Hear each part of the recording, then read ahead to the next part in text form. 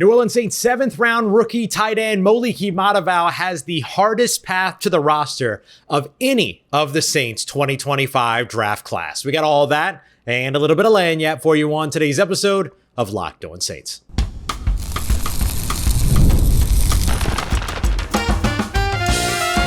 You are Locked On Saints, your daily New Orleans Saints podcast, part of the Locked On Podcast Network, your team every day.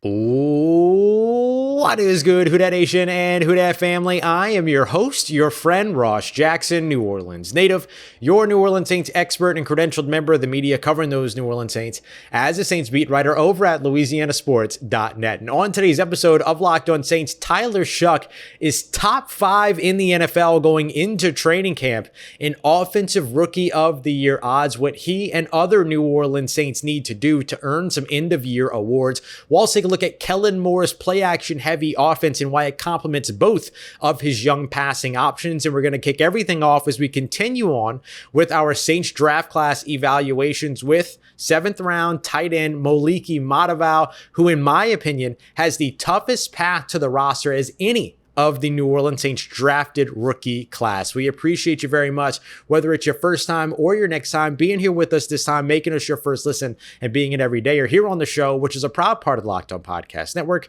your team every day. Today's episode brought to you by our friends over at Game Time. Download the Game Time app, create an account, and use the promo code LOCKEDONNFL. You get $20 off your first purchase. Terms apply. New Orleans Saints rookie tight end Moliki Madaval has the toughest path of any of the New Orleans Saints drafted rookies. And honestly, he's got a tougher path to make the roster than some of the undrafted rookie class as well. But that doesn't mean he's not talented. That doesn't mean that he can't surprise. It's just he's not somebody that really has a direct path to the roster as of right now. Couple of reasons why. Number one, he's a 7th round pick. And with any and all 7th round picks, we have to go to the table of the conversation with a measured approach. That has always been the case. Not every 7th round pick is Marcus Colston. I think you have seen that over and over and over again for these New Orleans Saints rookies and draft classes. So putting that type of high expectation on a Moliki Madaval right now would be a little unfair. So the way that I would look at it instead is that he is a developmental option for this team that has a lot of promise and that has some really, really good skills and traits that will work to his advantage over time, but not necessarily would I look at Moliki Madaval as a guy that's ready to snag a roster spot right away as a 7th round draft pick. And again, that doesn't mean that he won't, but the second big factor for him that stands in his way are the players that are already on the roster. You have 4 tight ends right now at the top of this New Orleans Saints roster. In fact, actually 5 that held a roster spot on an NFL roster last year. Juwan Johnson, Foster Moreau, then you look at Taysom Hill, as well as Dallin Holker. All 4 of them held 53-man roster spots throughout the season last year in New Orleans, and Jack Stoll steadily has held a roster spot over in Philadelphia, coming over here to New Orleans with Kellen Moore, the New Orleans Saints head coach, as well as run game coordinator TJ Paganetti. So those 5 players are all players that are set to maintain the roster spot. Here's what can work, though, in Madaval's advantage, if you will. And I don't want to say advantage because we're going to talk about injury here, but this is something that could open up a path for him and make the numbers a little bit more favorable for him, is that 2 of those players are recovering from injury. Foster Moreau, as well as Taysom Hill. So those 2 guys, more so Taysom Hill, and the question marks that are around the health there, that could potentially lead to 1, possibly 2 roster spots being open for Madaval to potentially impress, surprise, and steal if he's able to get it done. Now, he still has to go up against guys that this New Orleans Saints organization, although new coaching staff, are familiar with. Guys like Trayton Welsh, a guy like Michael Jacobson, who's been around since 2023. They also went out and they grabbed UFL tight end and all of the versatile things that he can do as a former quarterback, turned wide receiver, turned wildcat quarterback, turned tight end in Seth Green. No, not that Seth Green, a different Seth Green. But there's a lot of competition here. There's 9 players on that tight end roster right now, and 5 of them held NFL roster spots last year. That is important context to remember when we're mapping out Moliki Madaval's sort of path to the roster. And by the way, Madaval, not Madavao, and Moliki, not Maliki. So 2 things that we want to make sure that we're accurate on there.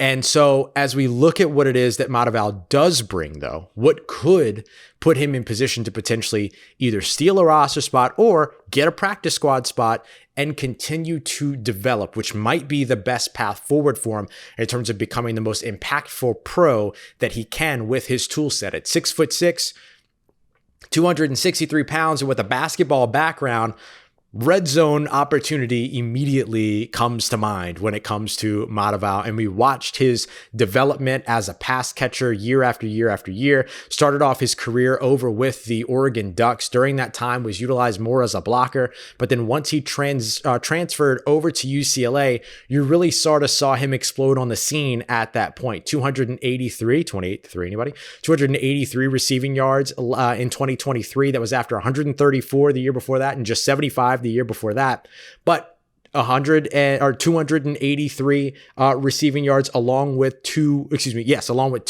touchdown receptions in 2023. And then last year led UCLA in receiving with 506 receiving yards and 6 receiving touchdowns as well. So really, really good stuff. Safe hands, only 4 career drops, despite the fact that he has 74 career targets. And one of the other things that I think could absolutely work in his advantage more than just about anything else is his ability to stay healthy. He has missed only 1 game throughout his career. He played 50 career games in college, missed only 1 with injury.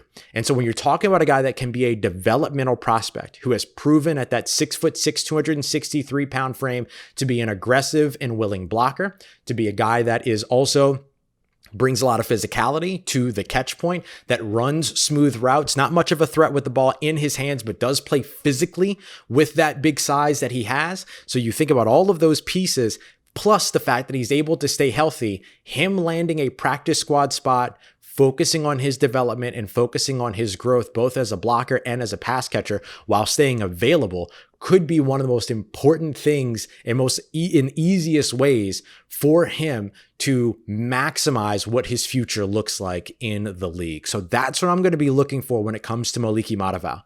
I'm not looking for him to come in and steal a 53-man roster spot, although on the right team where it's a little bit less populated at tight end, him coming in and making his opportunity starting off as a backup tight end in the NFL would have made perfect sense. It's just tough in New Orleans with the sheer number of players that he is competing with and that have been around and have been on NFL rosters and have been here in New Orleans, all those other things.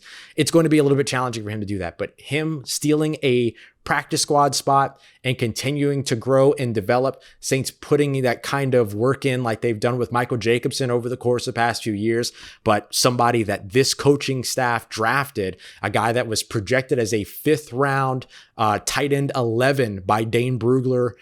You look at a guy that our guy Damian Parson had as the 283rd overall prospect, again 28-3, has shown up twice now for Moliki Madaval, so maybe that works in his favor. But this is a guy that shows some real potential, has some of the things that you can't teach, like size, smoothness, really smart player, all those other things.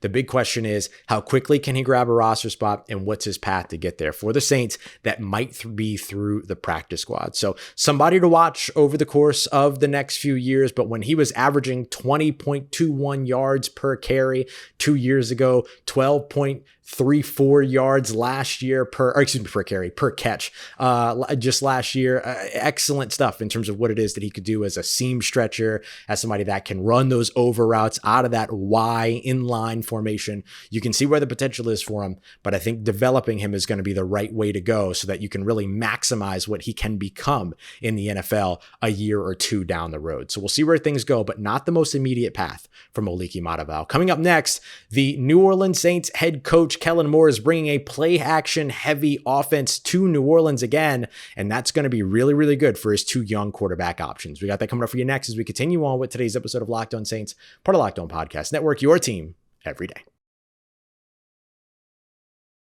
Today's episode of Locked On Saints brought to you by our friends over at Game Time, the absolute best place to go to get your last minute tickets to all your favorite events. We've all been there. You want to go and you realize, oh man, like last minute, I'd love to be in the stands for this game. You call up all your friends and family. Sometimes they have tickets to sell you. Sometimes they don't. Sometimes they've got tickets to give you. Sometimes they don't. Well, that is where Game Time comes in. You can always grab last minute tickets over with the Game Time app, and they help you do a bunch of stuff, including saving up to 10% on specific zone deals for FIFA Club World Cup matchups and much more. New Orleans Saints games already on sale as well. You can check out all of it over at Game Time. And with that money that you're saving, you'll be able to hit up concessions, maybe bring a bigger group. It just opens up a whole lot of opportunities for you. So take all the guesswork out of buying tickets by heading over and downloading the Game Time app today. Download the Game Time app, use that promo code LOCKEDONNFL. You'll get $20 off of your first purchase. Terms apply. Again, download that app and use promo code LOCKEDONNFL for $20 off. Download Game Time today. Last minute tickets, lowest price guaranteed. All right, family, you should absolutely expect a lot of the run game when it comes to Kellen Moore's offense. But with that run game, especially an effective one, comes some more opportunities to continue to innovate and change things over on the offensive side of the football. And that's where play action can be huge for the New Orleans Saints and Kellen Moore. And that's a big time benefit for his two young quarterbacks as well, who have already each shown a proficiency in that area of the game going back to their collegiate days. We appreciate you very much, as always, making us your first listen and being here with us here on Locked On Saints. Don't forget to like, subscribe, all that good stuff. Really appreciate all the support as we've continued here 5 days a week all throughout the offseason. Cannot do it without you. So really appreciate you, whether you're checking it out on podcast, YouTube, watching us over on Gulf Coast Sports and Entertainment Network, wherever it is that you catch us. We really appreciate it. Look, the Saints are going to be in an interesting situation here in 2025. There's no doubt about it. But one of the biggest things that is most interesting, maybe from like a positive standpoint, is where this team could be headed over on the offensive side under head coach Kellen Moore.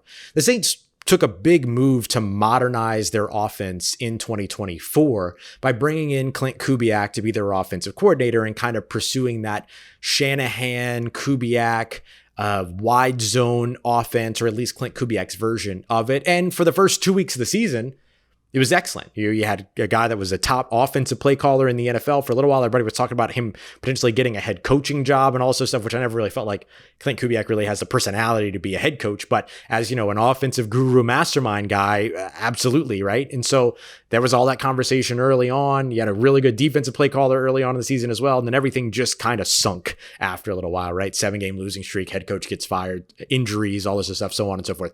And so it quickly stalled for New Orleans, but it was fun for the first couple of weeks. And so what you're hoping for now is that with Kellen Moore coming in and kind of creating and bringing in this more innovative approach of just building around what it is that his players do well, that you'll probably maybe see some longevity when it comes to the conversation of what works for this New Orleans Saints team on the offensive side of the football. And one of the things that I think will work really well that Kellen Moore is already very versed in doing is bringing more play action to New Orleans. Now, Klint Kubiak did that last year, but you remember a couple years before that, or the couple years before that, when Pete Carmichael was still trying to run Sean Payton's offense, it was like, where's the play action? Where's the motion? Those were the big question marks.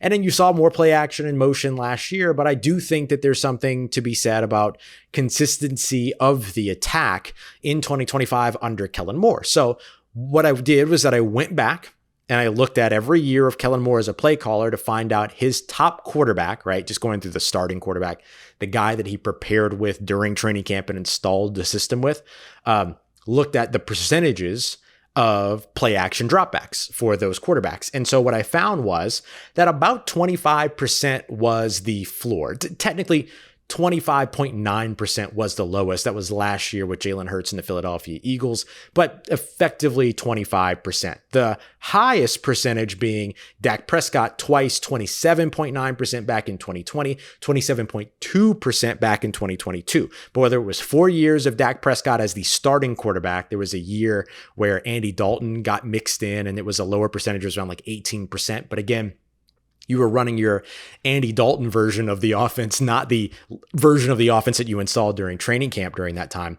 And then the 4 years of Dak Prescott, 1 year of Justin Herbert, 1 year of Jalen Hurts, 25% was kind of the base when it came to what these quarterbacks were asked to do under Kellen Moore. And I think that that works very well for these two young quarterbacks, Tyler Shough as well as Spencer Rattler. With Tyler Shough being the rookie, I want to start with him because you really want to go back to the collegiate days for both of these quarterbacks, the last time that they each installed and ran the offense that they installed. I think looking at Spencer Rattler's play action percentages and stuff like that, which we will, but I think that looking at them from last year doesn't really give you a full, like if I'm taking Andy Dalton out of the equation, I should take Spencer Rattler out of the equation from last year as well. So we'll go back to his final collegiate year at South Carolina.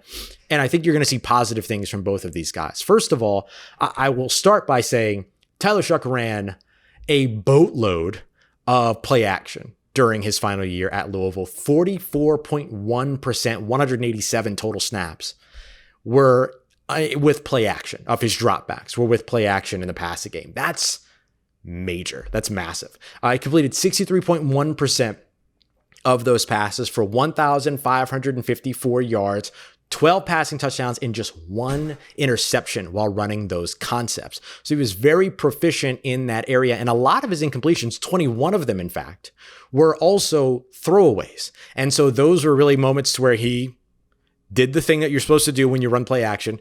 You get to kind of drop back, get a little bit of a look at what the defense is doing initially, fake the handoff, and then be able to look back up and get a second look at what the defense is doing and how they responded to it. If he didn't like what he saw, extended the play a little bit, and then wisely threw the ball away. Now, if we go to just last year with Spencer Rattler, we're looking at 17.9% of his passes being in play action with a 79.3 passer rating during those times. But he also had an adjusted completion percentage of 71%, which takes into account throwaways and drops as well. So I kind of want to go past that and then go another year back for Spencer Rattler to the last time that he installed and ran an offense that he installed, and that would be his final year as a South Carolina Gamecock. During that time, 24% of his passes, so right kind of on par with what it is that Kellen Moore has done with his quarterbacks in the past, 24% of his dropbacks were supported by run fakes or play action.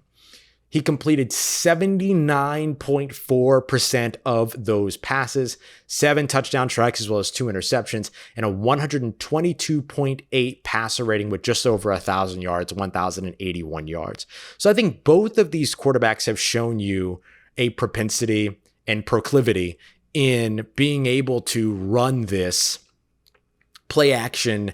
I would call this play action heavy offense, a quarter or more of the dropbacks. That's a pretty good share of those dropbacks being play action. And so I think that this supports both of what these players do well. And looking back at the college game for both, there's going to be a change. There's going to be a leap. You're going from collegiate defenses to pro defenses. And there's going to be a difference in that. But you're also going from throwing to collegiate options and pass catchers to throwing to NFL options and NFL pass catchers. You're going from having collegiate offensive lines protect you to having NFL offensive lines protect you. So all of it is to be said about the leap from both in the advantage and disadvantage of taking that leap from college to the pros when it comes to the quarterback position. So I think for both of these players, what Kellen Moore will be able to bring in terms of play action usage, operating towards those superpowers, building towards what it is that these quarterbacks do well, that both of these quarterbacks would find a way to truly thrive in what is going to be asked of them if we see the typical Kellen Moore rhythm of play action, RPO, all those other pieces being involved in the offenses. We'll take a deeper look at RPOs in, I think, tomorrow's episode as we take a look at Fadil Diggs as well. But I wanted to start with play action here. And I think that this is a good sign for not only New Orleans and Kellen Moore, but for his young quarterbacks as well. Okay, coming up next, I want to take a look at some end of year award potential for some of the New Orleans Saints, not just players, but their head coach as well, leading off with Tyler Shough, who's already top 5 when it comes to the potential of winning Offensive Rookie of the Year. We got that coming up for you next as we continue on with today's episode of Locked On Saints, part of Locked On Podcast Network, your team every day.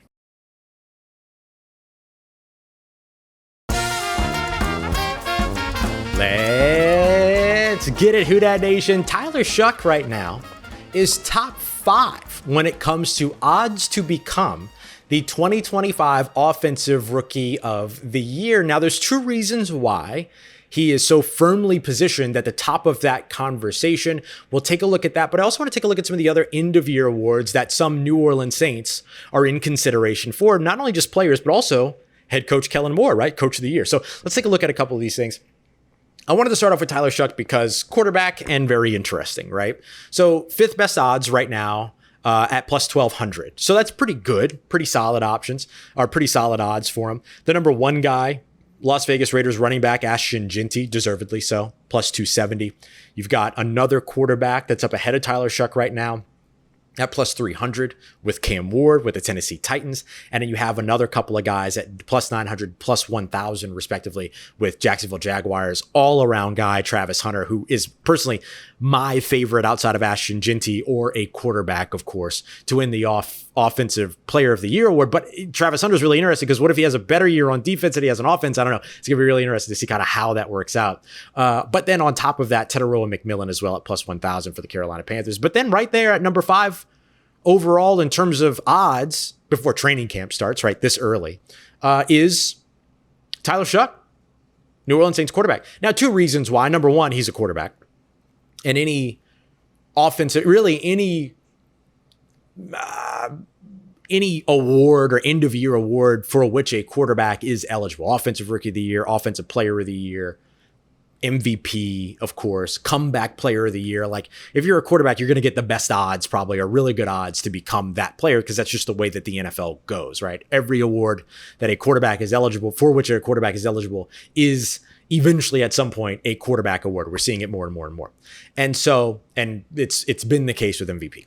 And so with all of that taken into consideration, that's certainly helpful for Tyler Shough. But the other thing that's really interesting is that FanDuel also has odds on who's going to be the Saints starting quarterback. And right now, Tyler Shough is the heavy favorite in that conversation. And so because of that, I think that is part of what adds a little bit of the kind of boost, if you will, for where Tyler Shough is number 5 amongst those odds. Right now, Tyler Shough is minus 310 to become the Saints starting quarterback. So he's the heavy favorite ahead of Spencer Rattler at plus 210. And if you had any questions about whether or not this was a 2-man race or a 3-man race, in truth, Jake Haener is plus 4,000. So it's not just us that are certainly, I know I have had the habit of counting Jake Haener out already, which might be a little bit unfair, but I'm certainly not alone in that category. And so I think that that's a big part of why, though, Tyler Shough is so highly positioned amongst the sort of end of year award conversation for Offensive Rookie of the Year,